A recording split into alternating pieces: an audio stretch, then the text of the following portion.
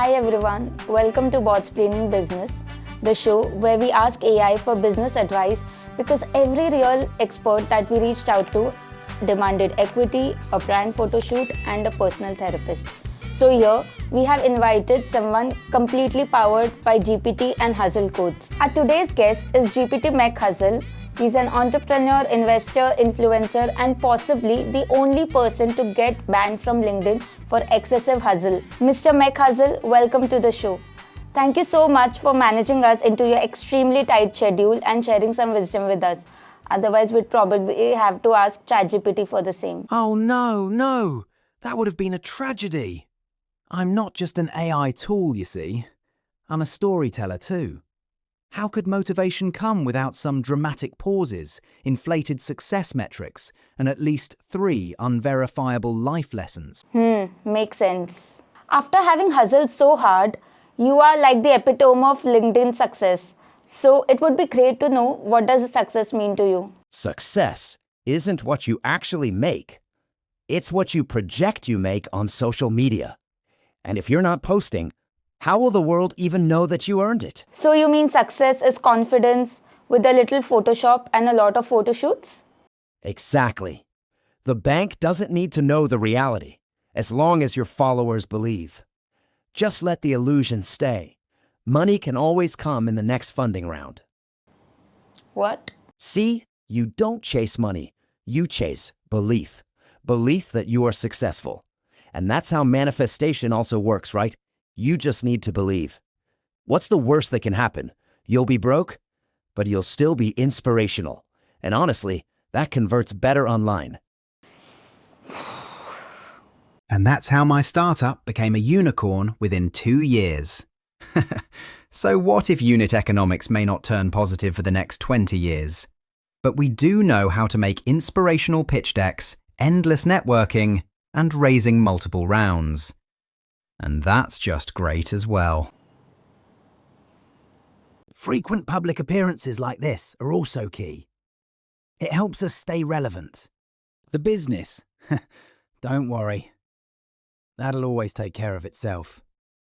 You need to focus on the image. Yeah, I get your point. But what if investors don't buy in your conviction and the business really needs to shut down? That's the real game. That's where the differentiation between us and the ethical promoters lie. What do you mean? So, the ethical promoters are very noble. I respect that.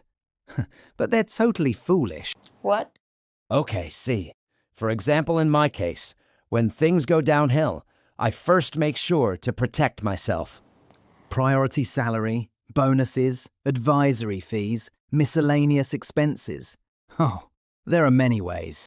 I exit early, at the very sign of it, both emotionally and financially. I don't wait for others. Ethical ones? Oh, prefer cutting own paycheck first. Actually take effort to explain things to the team. Even give notice.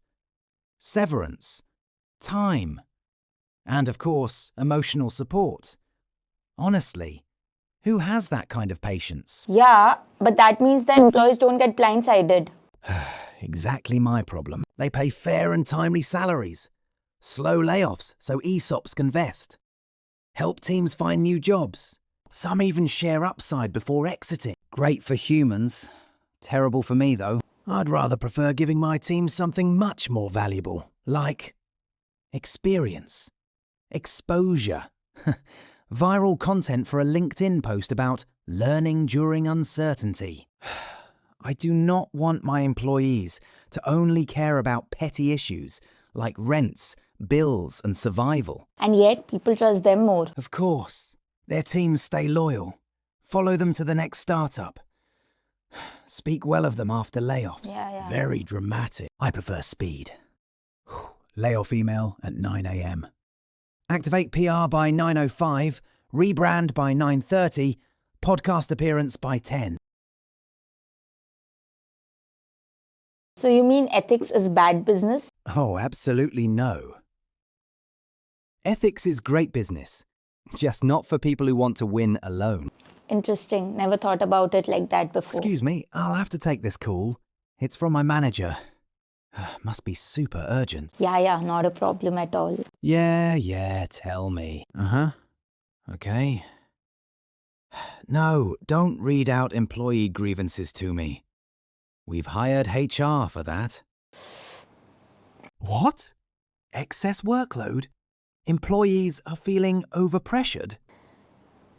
These Gen Z, you see, can't even work for 18 hours a day. When we started, we worked so hard.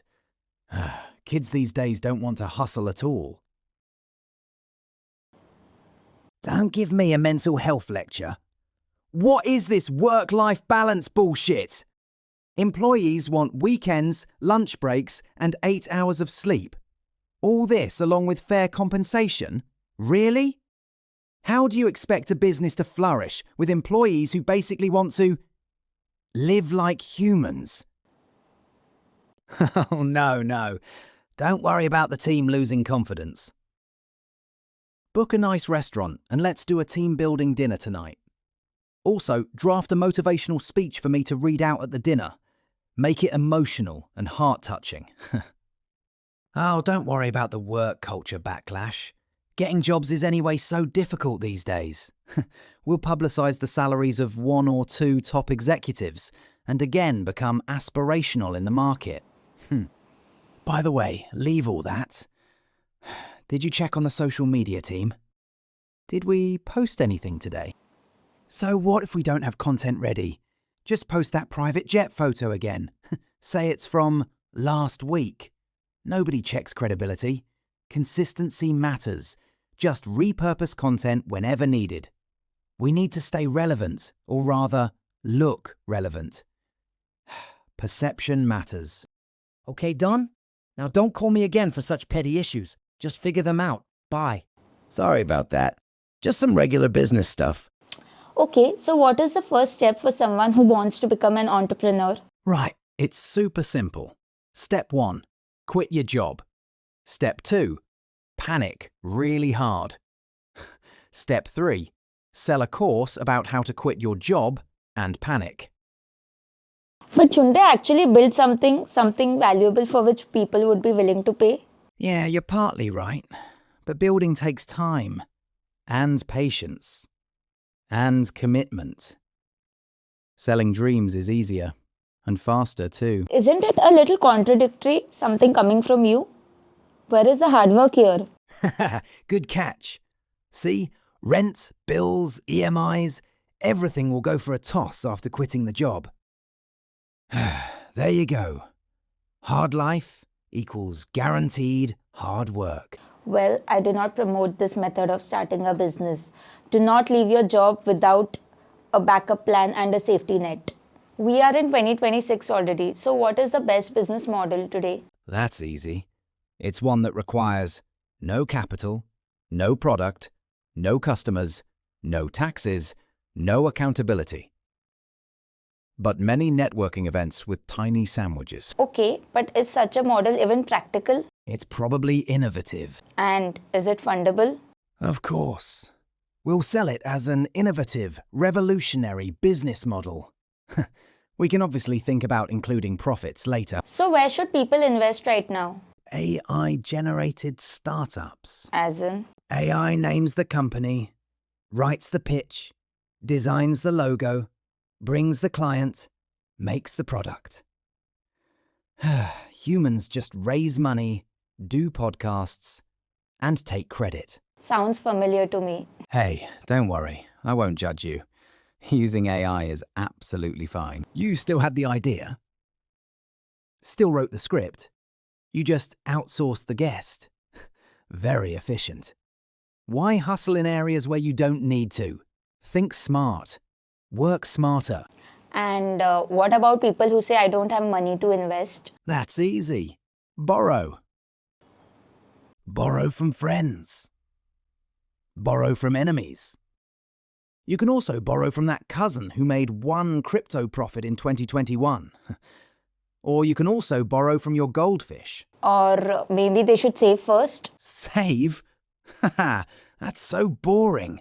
Saving is for responsible adults. Real investors are risk takers. What's an investment without some real staking? Go hard or go home. Applies in investments too. So, Mr. McHustle, we'd want to learn firsthand from your own experience. Can you please walk us through your routine? Well, I always feel I don't do enough. But still, let me share my simple daily schedule.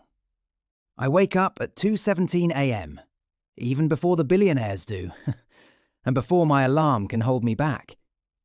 Then, I do 1,000 push-ups, take a cold shower, listen to 9 different podcasts at once, have my breakfast, cold brew with pure stress, and then head to work for 18 hours straight. Sometimes I also take short survival breaks in between. But do you even rest? See, rest is for the lazy. It's when your competitors win. But that seems so unhealthy. But that's how it is supposed to be. If you're not tired, try harder. So, can you give some final tips for our viewers and budding entrepreneurs? I'd just say one thing. Never stop grinding until the grind grinds you into dust. Then sell that dust as productivity powder. See, everything you do can be monetized. Well, we are not promoting that. Link in description below. Well, that was GPT McHustle, a non-living proof that strong confidence can actually break weak facts, at least until the bankruptcy hearing. If you resonated with this episode, if you also know someone with strong opinions but weak ethics, and if you feel that such discussions need to happen more, please like, share and subscribe. See you on the next episode of Botsplaining Business, where artificial intelligence delivers real wisdom. Thank you.